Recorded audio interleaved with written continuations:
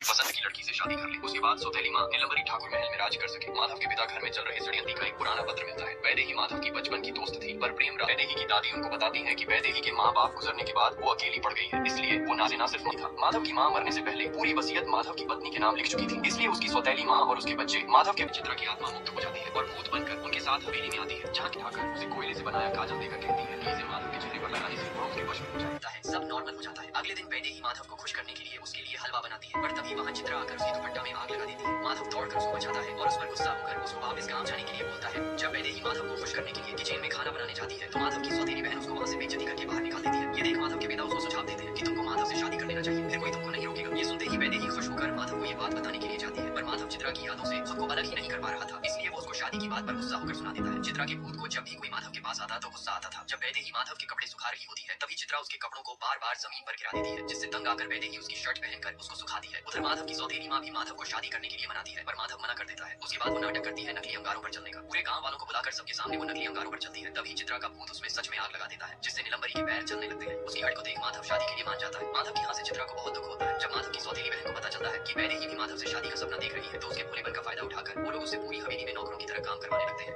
जब माधव नहाने जा रहा था तभी भोली भाली वैदेही उससे शादी करने के लिए जिद करने लगती है। तंग होकर माधव भी हाँ बोल देता है, जिससे खुश होकर वैदेही हवेली में सभी को उनकी शादी के बारे में बताती फिरती है। माधव से कोई जिंदा वापस नहीं आया था, वहाँ से फूल लाने के लिए बोलती है। वैदेही बिना कुछ सोचे तालाब में पहुंच जाती है, पर जैसे ही फूल तोड़ती है वो दलदल में फंसती चली जाती है। उधर हवेली में नीलांबरी यही सोचकर खुश होती है कि आखिरकार उस गंवार वैदेही से उनका पीछा छूट गया। तभी वैदेही वहाँ आ जाती है, उसे देख सारे चौंक जाते हैं। वैदेही और माधव की बढ़ती दोस्ती से नीलांबरी परेशान हो जाती है। तभी उसका दामाद वैदेही को गिराने का षड्यंत्र करता है, पर उससे पहले चित्रा का भूत उसकी पत्नी में धक्का दे देता है। वैदेही के हाथ में तेल की बोतल होने से माधव उसको भला बुरा सुना देता है। उसके बाद माधव का सौतेला भाई गार्ड को पैसे देकर वैदेही को हवेली से बाहर निकालने के लिए बोलता है, पर वैदेही रोते हुए माधव को ये सब बताती है तो माधव गुस्सा होकर उनको नौकरी से निकाल देता है। तभी नीलांबरी को आसपास किसी के होने का आभास होता है और जब वो गार्ड को समझाने जाती है तभी चित्रा का भूत उसके ऊपर झूमर गिरा देता है। जब माधव ऑफिस के लिए जा रहा होता है तभी ट्रैफिक जाम हो जाता है। नीचे उतर कर देखता है तो एक लड़की वहाँ गरीबों को दान कर रही होती है। माधव उसके काम की प्रशंसा करता है। तभी कुछ लोग श्वेता के साथ बदतमीजी करने लगते हैं। माधव उसे बचाता है और लड़की परिचय में बताती है कि वह नीलंबरी ठाकुर के दोस्त की बेटी है। माधव उसे अपने साथ घर ले आता है और अपनी सौतेली माँ से मिलवाता है। दरअसल श्वेता को उसकी सौतेली माँ ने ही बुलाया था। माधव ने जो कुछ देखा था वह सब एक नाटक था। वह वैदेही से परेशान होकर श्वेता को हवेली में बुलाती है ताकि श्वेता की माधव से शादी करवाकर उसकी दौलत हड़प सके। श्वेता धीरे धीरे माधव को चित्रा की याद दिलाकर उसके दिल में जगह बनाने लगती है। श्वेता वैदेही के भोलेपन का फायदा उठाकर उसे कोयले से बनाया काजल देकर कहती है कि इसे माधव के चेहरे पर लगाने से वह उसके वश में हो जाएगा। वैदेही रात में छिपकर माधव के चेहरे पर वह काजल लगा देती है। सुबह जब कंपनी का मैनेजर साइन करवाने आता है तो वह माधव को देखकर हंसने लगता है। जब माधव अपना चेहरा देखता है तो सारा गुस्सा वैदेही पर निकाल देता है, पर चित्रा का भूत उसके सौतेले भाई बहनों के हाथ काले कर देता है, जिससे माधव की डांट उन्हें सुननी पड़ती है। प्लान फेल होने के बाद नीलंबरी श्वेता पर गुस्सा होती है, पर श्वेता धीरे धीरे अपनी पकड़ मजबूत बनाने लगती है, उसके बेटे को वश में करके।